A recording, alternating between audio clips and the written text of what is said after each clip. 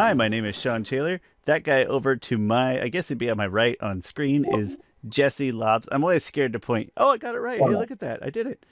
That's it's Jesse me. Lobbs. And he's fantastic. I'm so glad he's here. Welcome to Pokemalarkey, the show that is kind of about Pokemon, but mostly it's the only show in the world, Jesse, the only show in the world that is purely dedicated to just making you and me happy because we're very selfish. That's Only show true, I and can. that's why I love it so much. That's why I love it so much. It's purely selfish endeavors, and I'm a huge fan. But we hope that if you are here, that you enjoy it as well, because we love other humans and things like that. So thanks for watching Pokemalarkey. Jesse, how have you been? What have you been up to recently? Unless it's serious and dramatic and work related, I don't want to hear about that. I don't want to hear about I'm fun things. All right, tired. I'm just tired, that's fair. but I've been reading a lot. I've been exposing myself to all kinds of new things. I am in the middle of reading the Star Wars High Republic comic books. Very nice if you're a Star Wars fan. So that is getting me through. That's going to be the thing that gets me all the way through the start of Christmas break. That's fantastic. How are And you? I am great. Thank you for asking. I don't like cold weather at all, but it's not really been cold. I do like the holidays because I like cookies and alcohol and presents and things. So I'm a big fan of that.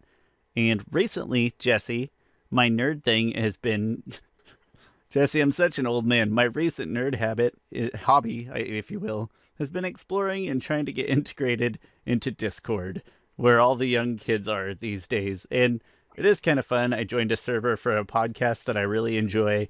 I started I it. don't, I don't understand Discord at all. I I, feel ancient.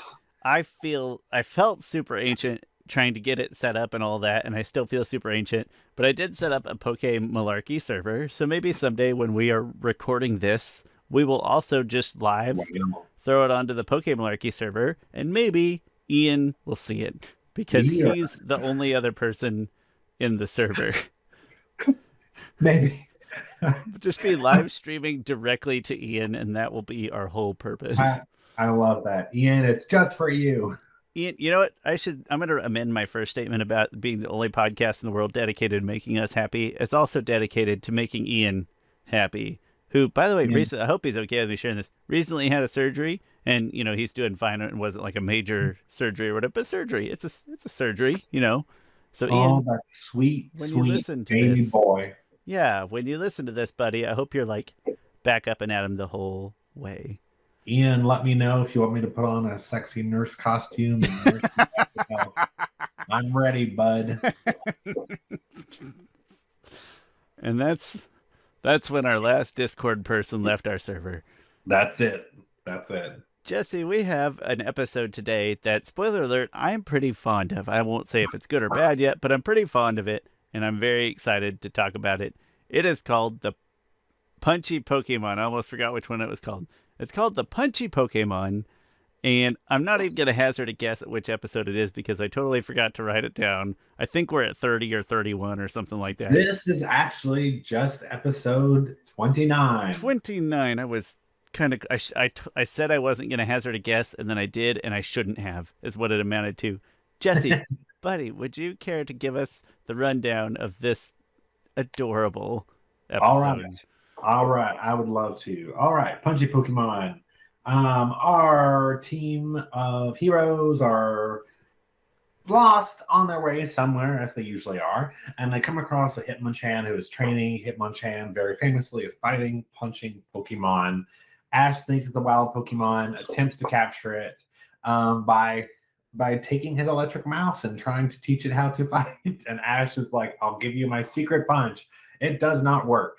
Um, so Pikachu gets a little knocked down by the Hitmonchan, and a man comes up and he reveals that he's actually Hitmonchan's trainer.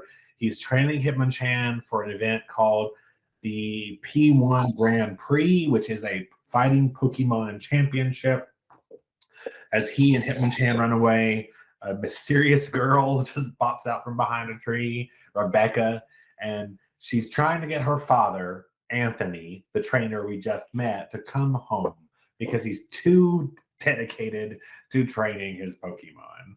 Um, so, in order to help Rebecca out, because Brock obviously loves to help a lady out, they decide to have their own Pokemon enter the P1 Grand Prix and try to beat him to convince him to come home. So Ash enters Primeape, a Pokemon he caught pretty recently, and Brock enters Geodude. So while they're there, Team Rocket also hears about the P1 Grand Prix, and they kidnap a Hitmonlee. Well, they borrow a Hitmonlee. And So I'm they so proud of them. They kidnapped a Pokemon, a useful one. kill. I'm I so know. proud of them. If only they could have Not been left stupid. You're right. left it Yeah. there. Proud of you. Team Rocket's dedicated to winning the belt. They want the belt so they can sell it for cash. Um, so as they get there, Ash and his team fights a few Pokemon. Geodude fights a few Pokemon. Um, they get through the tournament, and Brock ends up having to throw in the towel and apologizes to Geodude for making it into the Grand Prix. And Ash and Primate continue on. The tournament continues. Hitmonchan, Hitmonlee are the only ones left. The next battle is between Hitmonchan and Hitmonlee. Jesse uses Meowth to squirt glue up through the floor, which makes the Hitmonchan get stuck. As Hitmonchan is getting beat up by Hitmonlee's kicks, Rebecca hops in front of the Hitmonchan and is willing to get hit to save her father's Pokemon. And Anthony jumps in front of his daughter, and they both get knocked down.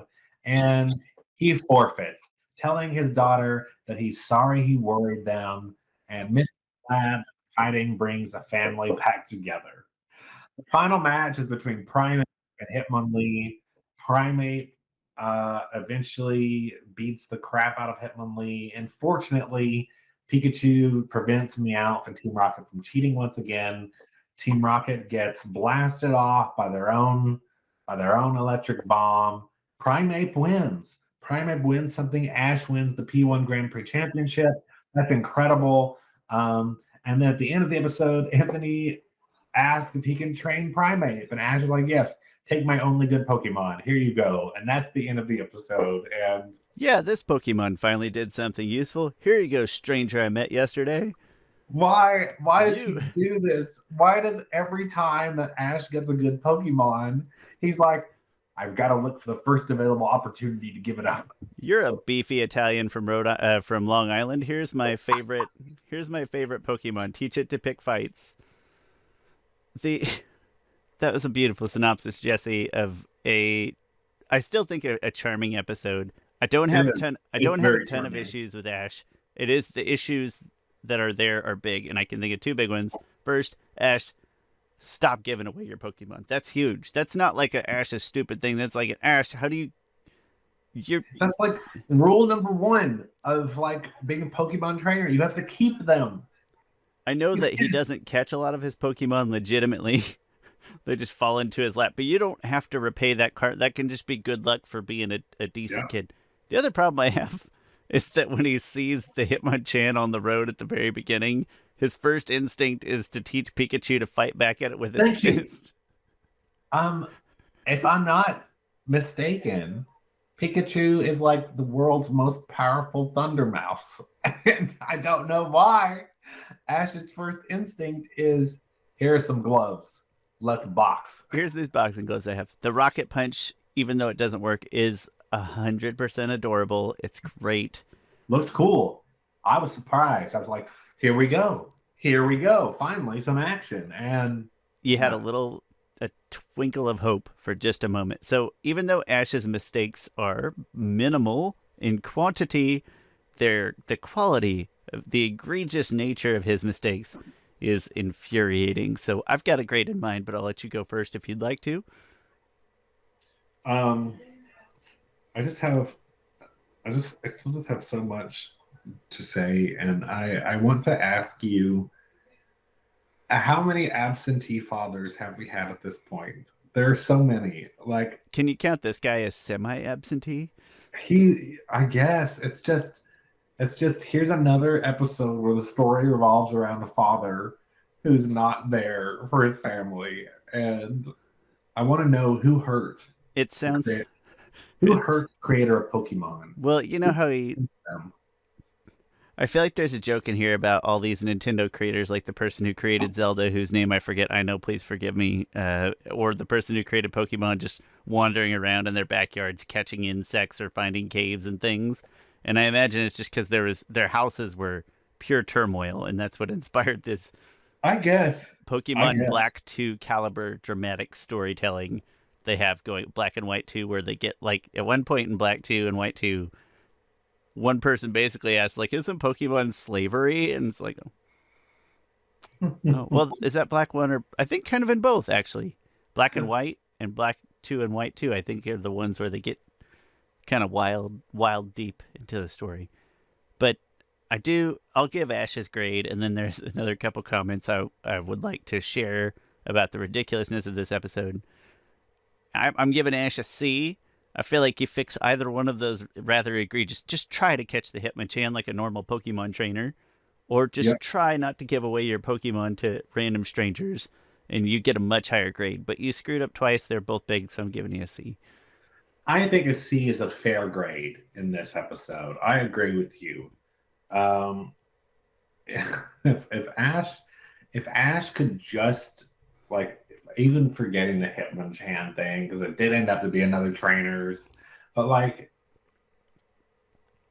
he won something big. He won something exciting. The next thing you do with that is not to give your Pokemon away, but take it with you to the next gym. Anything would work. Anything. I'm just so disappointed in Ash here. Um, Another. Oh, I'm sorry, I cut you off.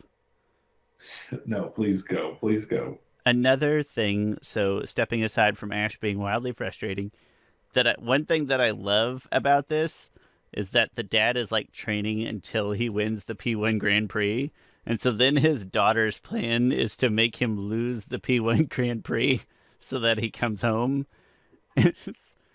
Sometimes we forget that these are kids, but like that's some pretty kid logic That's right kid there. logic. Yeah, that's totally kid logic. And her just like throwing herself in the middle of a Pokemon match because she doesn't want her father's Pokemon to get hurt, which is like, oh, that's adorable, but also you're dumb.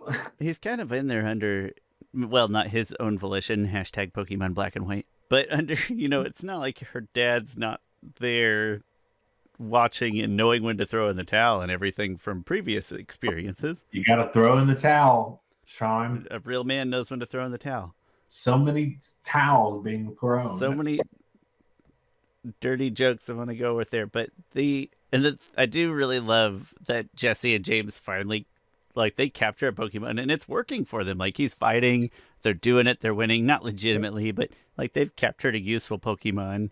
Yeah, And I'm so happy for them. I almost wish they would have just left and just sent the Hitmonlee back to Giovanni right then and there, I and maybe know. gotten a little payday.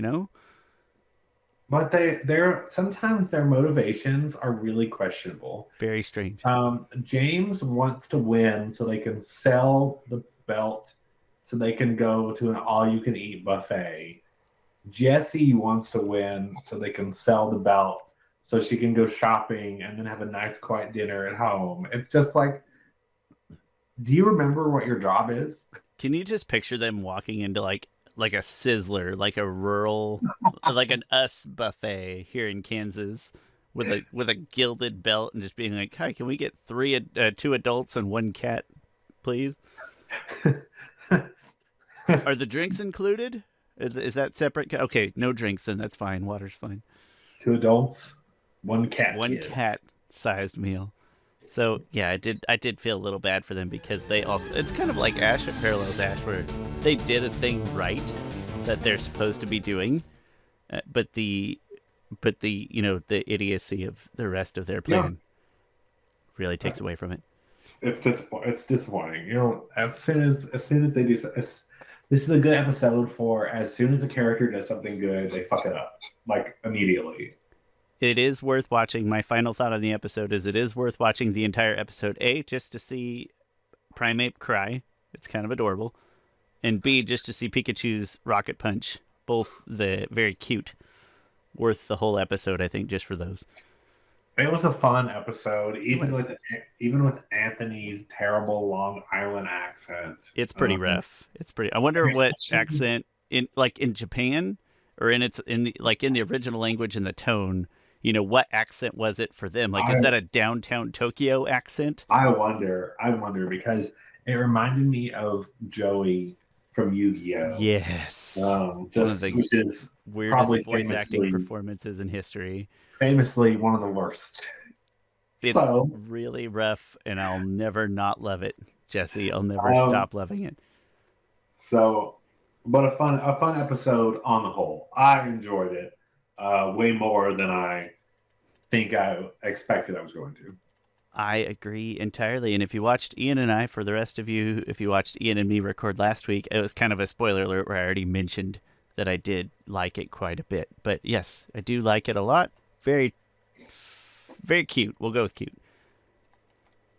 Jesse, we're already at 15 minutes in here. I think it's time, if you're ready, to jump to our Pokemalarkey. No, the other thing, Pokedjacent topic. And this week's Pokedjacent topic is one that we both agreed on. The subject matter. I think we might disagree on how to title it. One of us just wants to say it's Artemis Fowl, the book. The other one of us wants to say why Artemis Fowl, the book, is better than Harry Potter, the book. I don't know if I can sign off on that one yet, my friend. I can't do it. I can't do it. I'll give a really nice, I'm literally reading from Wikipedia here. So Pokedjacent, right? Paying homage to something we love. This week it's Artemis Fowl, the first book.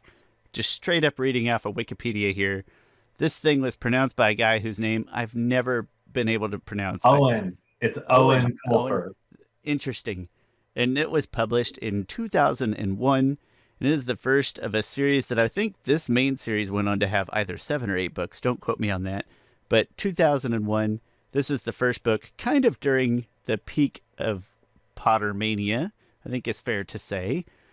And it does operate in a similar young adult fantasy space, but it is much more of like a buddy cop sci-fi plus fantasy action book. If that's a weird amount of text to put together. It is it's reaching a kind of similar audience, probably, but it does give off a lot of different vibes. And it's called Artemis Fowl. And despite some maybe mixture of critical reception, people really liked this book, and it quickly became a very big series. Jesse, I would love to hear you talk about why you love it, whether or not that's in comparison to other works of art. Yeah. The Artemis Fowl series by Owen Colfer is one of my favorite YA series of all time. I think I picked it up at a Scholastic book fair, not knowing what. I did as well. Absolutely. Not knowing what I was getting. And but that cover, it was a treasure. The golden cover with that elvish, gnomish language on it. Gorgeous. How could you not pick it up? It speaks to you like a Legend of Zelda cartridge, NES cartridge on the shelf. It calls to a young reader. So I think honestly, if Artemis Fowl had not been swallowed up by the constant Pottermania, it would have been an incredibly popular series. You've got, like Shawn said, you've got action, you've got buddy comedy, you've got magic. There's a whole subterranean race of gnomes, elves, pixies, trolls, goblins. That mythology exists. And it's so tied to Ireland and Irish history and Irish folklore. It's incredibly enjoyable. And Artemis Fowl, our main character, is the 12-year-old criminal mastermind of the world. Um, and he has grown obsessed with the fairies, and he's going to find them. And then lo and behold, when he does find them, he gets more than he bargained for. And it's so fun. I always found the humor amazing. Shawn, my favorite character, I loved Digger Mulch, the dwarf. I loved Mulch Diggums, Mulch. aka Oh my god. Lance Digger, I believe is one of his many, what do you call God, it, many pseudonyms. he's so great. Just the fact that that dwarves in this world, they they chew through the earth, and they wear pants that have a flap so they can expel the dirt as it's going through their mouth. It's just I so I did really really like the first book. Not as much as I liked Harry Potter. I'm going to try to keep my focus in the first book here. I did really like the first book, but the thing that in my mind did keep it below Harry Potter, that is like that when you read in Harry Potter, you knew there was going to be 7 years. Like you knew what the arc would. It was almost like an Avatar: The Last Airbender thing, which if you know me, you know I love. But you can like sense the end, like you can see the full circle of where the story was going to go. Whereas Artemis Fowl, when I read that book and I liked that book, there was kind of a nice excitement to I don't know where it's going to go next. But there's also what am I trying to say here? That also it's I like it was missing the hook though to keep me coming back. You know, it wasn't. Oh well, I know next year they're going to go into year two. It's first of all, is this book going to be popular enough to get a sequel? I think that was a fair question at the time, right? Because you don't know. And then second of all, is like what are they going to do to kind of top this first very exciting but very contained adventure? Whereas Harry Potter like had me on the train, pun intended, for all 7 years, like right out of the gate. Like I knew at that point already that I had to see this bigger picture to fill out the lore. But if you know me, you know that I like campy humor and I love mediocre action movies. So I have no qualms in saying that reading this did feel like the tone was speaking to Shawn. I typically prefer a high fantasy to a sci-fi, like a pure high fantasy to a sci-fi, but the tone of this absolutely gripped me 100%. Pretty much not right away because it doesn't start off extremely engaging in that sense, right? what But are you talking about? it warms up. He goes to Vietnam and talks to a But it's fairy. not. That's It does, incredible. but it's still very serious at that. It's still taking itself very seriously at that point. But once you kind of get warmed up to the characters, and you get as soon as you like read about the Lep Recon, and you kind of see that pun, and you like chuckle to yourself a little bit, and then it starts to take off from there. I think where you start to warm up to the tone that this series is trying to present. So that's my diatribe. Hmm. I'm a Well, big fan. friends, Shawn is wrong, but that's okay. I'm I used to love it. respect. I'm used to it by now, to being wrong. In fact, when I say things, you just assume that it's incorrect. Hey, you know what? I will say, both of us, it's probably a good, if you like reading YA stuff still, both Shawn and I like it. Like I think it covers a lot of audiences. You should check it out. It's fun. It's easy to read. There's not a lot of high stakes. Just enjoy it. Go find it. And we would love to know. You know what? Let's go ahead and say overall. We'd love to know, just generically. We're going to make it nebulous. Just Harry Potter or Artemis Fowl. We'll say books. I'll give it that caveat. We'd love to know. We'd love to hear your thoughts. Artemis Fowl is written better. Whoa. Whoa. Listen, it's really hard to back up anything that I still don't know how to pronounce her name. Is it Rowling or Rowling?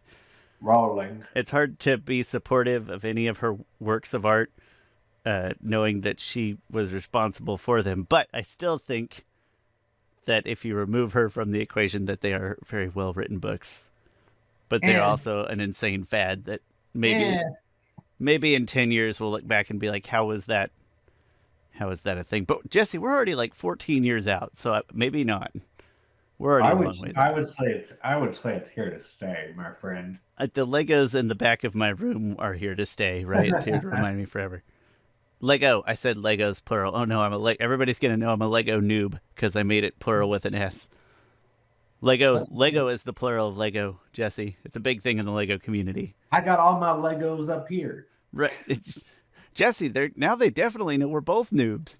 Fine. It's They can tell that to the Falcon crest that took me 8 hours to put together. yeah, I can't explain to you the old castle back here, how long that took. I am sure. And when I say that, I mean for my wife because I didn't help her much. Thank you so much for indulging us in this Pokedjacent. We hope you'll go check out Artemis Fowl if you haven't already. If you are, again, the range of audiences that this book can appeal to, it's written at that reading level, but it's got a little something for a lot of audiences, provided that you take some joy in some sci-fi or some high fantasy. Like, you probably got to have at least some love for one or the other of those in your heart. Yeah, got it. That's it. That's our show. That's Pokemalarkey. Pokemalarkey episode, well, question mark. Pokemon episode 29. I don't know. There you go. Other episode, it's up there. Just count the ones in Spotify or iTunes or Podbean or whatever your podcast catcher of choice is. You just go there.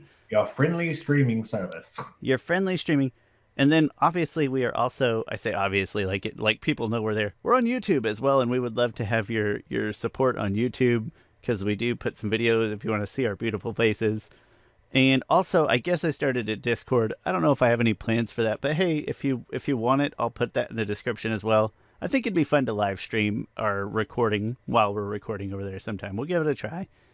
In the meantime, I will do anything you tell me to, oh Lord and Master. That's a lot more trust than I deserve. And that's because that's my friend Jesse Lobbs, and he is a very trusting person. I'm not. I'm very cynical. My name's Shawn Shaler, but I'm very grateful, as is Jesse, that you're here with us. We hope you'll come join us again next time. See you next time.